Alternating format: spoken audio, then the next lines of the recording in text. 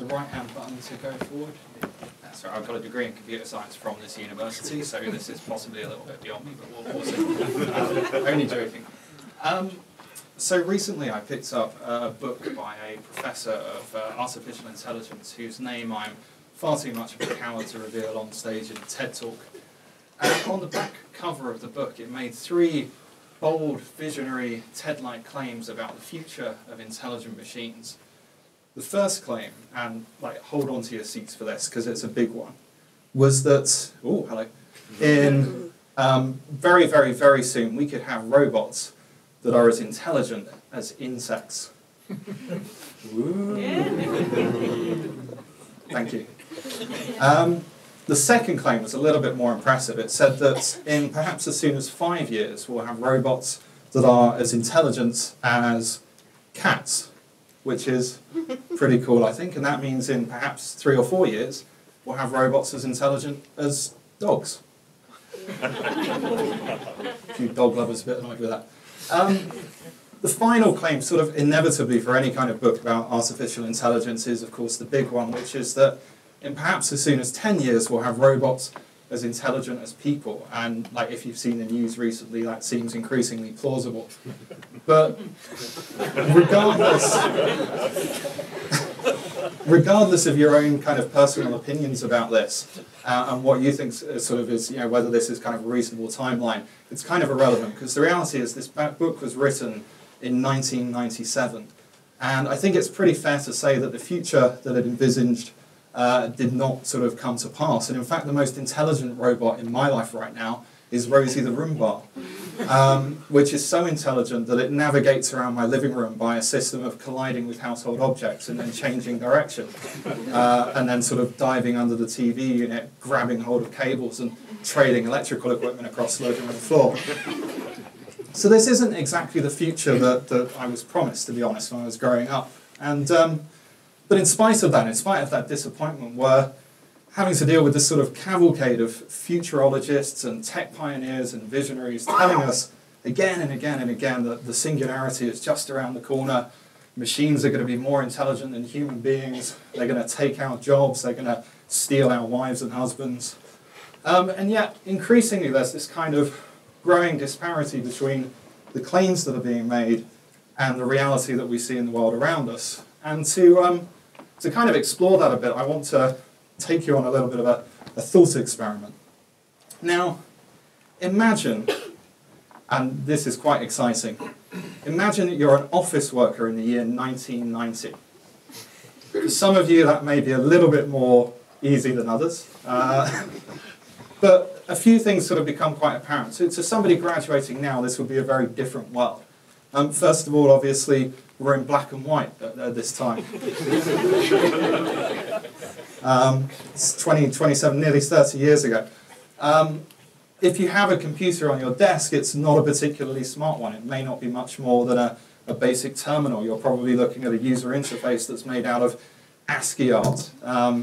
If you want to send a message to a colleague, you're probably going to have to pick up the phone or send a memo. If you're going to send a document to another office, you might be looking at something called a fax machine or the post, or various other sort of antiquated technologies. So the world that we have now pretty much doesn't exist, even as recently as this. Now, I want to take you through this kind of experiment that was postulated by an economist called Robert Gordon, who did a very similar sort of approach for productivity during the 20th century. But imagine that you fall asleep. Like you go out, you have quite a heavy lunch down the pub, you come back to your office, you've had 1 or 2 too many, you feel a bit dozy, and you fall asleep at your desk. And you sleep for 10 years. And you wake up in the year 2000. Somehow you've still got your job, you're at the same desk, even though you've been functionally useless for the last 10 years. Maybe you've been working on the development team for Windows ME, who knows? But whatever the reason, you're still there, but the world that you're in now is very, very different. And this is kind of what you're faced with. It's basically the same desktop I had when I started university here in the year 2000. The computers themselves have been completely revolutionized. We've had Windows 3.1, Windows 95, Windows 98, Internet Explorer. We've got email now for sending documents, MP3s, Solitaire, Like this is a drastically different Microsoft Office and boring PowerPoint presentations like this one. So this is a drastically different kind of office world, desktop computing world that you had 10 years before. And now obviously this is going to be quite a shock to the system. So imagine that you sort of go and have another drink and you come back to your desk again and you fall asleep, you pass out and you sleep for another 10 years. Now you wake up in the year 2010. Somehow you've still got your job, in spite of being functionally useless for the last 10 years. Maybe you've been working on the development team for Windows 8. Who knows? But while you've been asleep, there's been not one but two major revolutions in computing. The first is the mobile revolution, as kind of epitomized by Apple. We've had in that time period the iPod, the iPhone, the iPad. So a whole range of new devices. When you got to the end of the 90s, you had Microsoft Office on your desktop computer. Now you can bore people using your mobile phone. It's an incredible transformation. And that's been matched by a parallel revolution that's happened in the world of the internet. So we have things like Wikipedia, Reddit, Facebook, Twitter, all of the sites and services that pretty much we use today are invented in this same time period. So again, the world is very, very different in the space of 10 years. Then if we look at the time since 2010, there's this kind of weird sort of slowing down in the rate of change in the stuff that we're using. This is a list of some of the top websites and services that we use online, and you can see most of them. It's actually pretty hard to find anything from this decade that sort of makes that top 50, because most of this stuff has been around for quite some time. Even things like Netflix or WhatsApp that you think are quite new are actually like 8, 9, 10 years old. And so it kind of begs the question, if there's a major revolution happening right now in artificial intelligence, then where is this manifesting in the world that we see around us? And, you know, this is the decade where we've seen superficially some quite major achievements. So 2011 saw IBM's Watson defeating the human champion at Jeopardy for the first time. The year after that was the sort of dawn of the kind of deep learning era, when there were major breakthroughs in image classification and natural language processing. And on the back of that, in 2016, we had AlphaGo beating a human player at Go, or sorry, the human champion at Go for the first time. So that, you know, there's this weird sort of dichotomy between these, on one hand, sort of major advances and sort of challenges being met, and on the other hand, this sort of lack of this stuff filtering through to the rest of the world. And even this year, we found that with both IBM and with DeepMind, there's a kind of growing skepticism about their ability to take some of these technologies and actually do some of the things that they claim they'd be able to do in industry, in government, in society. And I could spend all afternoon kind of iterating through all the various legal, ethical, technical, data problems that these companies have had, but I would get kicked off stage at some point.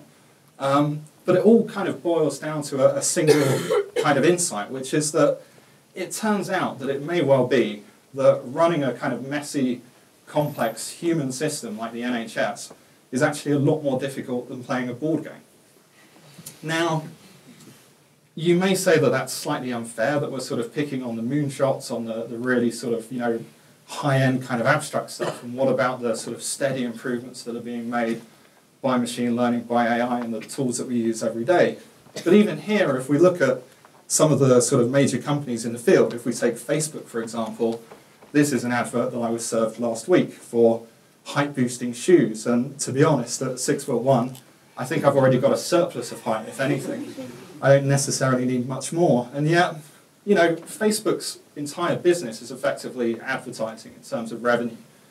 And so you would think that if major advances were being made that were filtering through to their products, this would be one of the first places that we'd see it. And yet we're still regularly served adverts that are dubious at best, most often for things that you bought last week.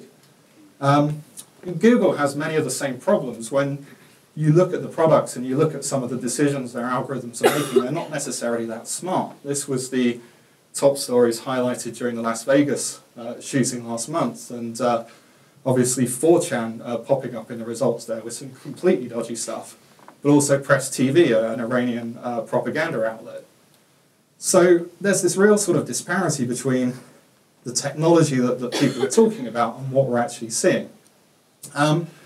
There are better examples, and people point to things like self-driving cars, for example, or the rise of voice-activated personal assistants. But when we start breaking down the advances that make those technologies possible, it's not necessarily improvements in intelligence that have enabled them. Often it's things like, in the case of self-driving cars, the advances in LiDAR sensors and the various other sensors that are used. If you look at Siri or Alexa, actually improvements in microphone technology and miniaturization have helped to move them faster than improvements in how data is being processed. Now, all of this sounds a little bit negative, and it's not like I'm trying to suggest here that machine learning is useless or that advances aren't being made or that deep learning doesn't ultimately have the potential to change the world.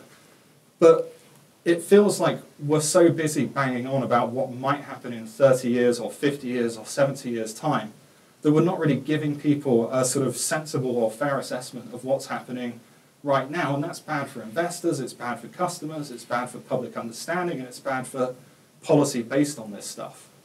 And so in a way, this is kind of like the anti-TED Talk, in the sense that a lot of people like to come up and kind of sell you an amazing vision of what the world might be like in the future.